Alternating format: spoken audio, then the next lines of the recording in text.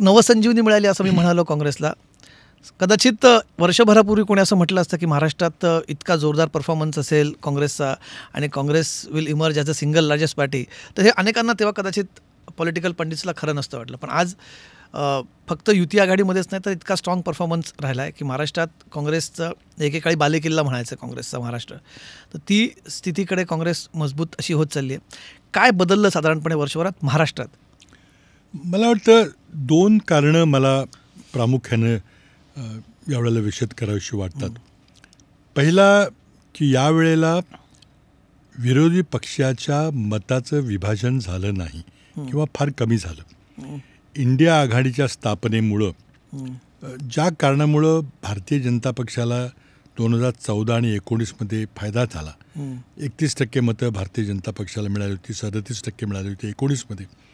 पण विरोधकांची मतं इतकी स्प्लिंटर झाली, इतकी विभागली गेली होती. यावेळेला ते झालं नाही. आणि विशेषतः महाराष्ट्रामध्ये जवळजवळ बऱ्याच ठिकाणी बायपोलर समोरासमोर फाईट झाल्या. 4-5 ठिकाणीच फक्त गंभीर अशा त्रिकोणी सामने झाले.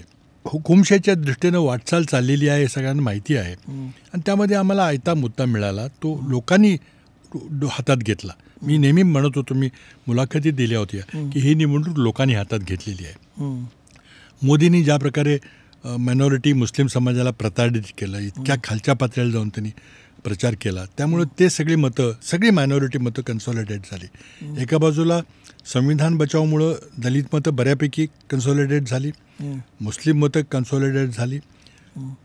विदर्भामध्ये दोन्ही डिव्हिजन, अमरावती डिव्हिजन आणि नागपूर डिव्हिजनमध्ये शेतकऱ्यांच्या आत्महत्येचा प्रश्न, शेतकऱ्यांची दुर्दशेचा इतका गंभीर प्रश्न होता.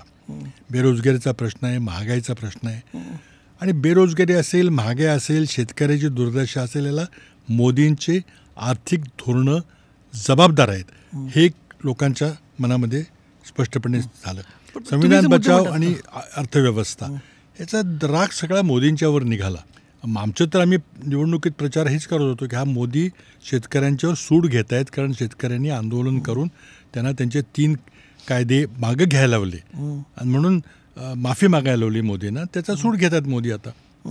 कांद्याची निर्यात बंदी करायचं काय कारण होतं का? आणि महाराष्ट्राचे मुख्यमंत्री, उपमुख्यमंत्री स्वतःला शेतकऱ्याची मुलं म्हणतात. एक साधं बोटभर पत्रही लिहिलं नाही की मोदी साहेब हे तुम्ही करू नका. इतके हे मोदींना घाबरतात की शेतकऱ्याच्या हिताचं ते अजित पवार म्हणतात की ते बोलले होते नाशिकच्या अजित पवार नंतर म्हटले की आम्हाला फटका बसला. नाही, मी मोदींशी बोललो तसं त्यांचा दावा आहे. बोलले नाही, पत्र तुम्ही लिहायला पाहिजे. दाखवा पत्र कुठे लिहिलं का? तर बोललेलं कोण, त्यांच्या बंद खोलीत कोण ऐकणार आहे?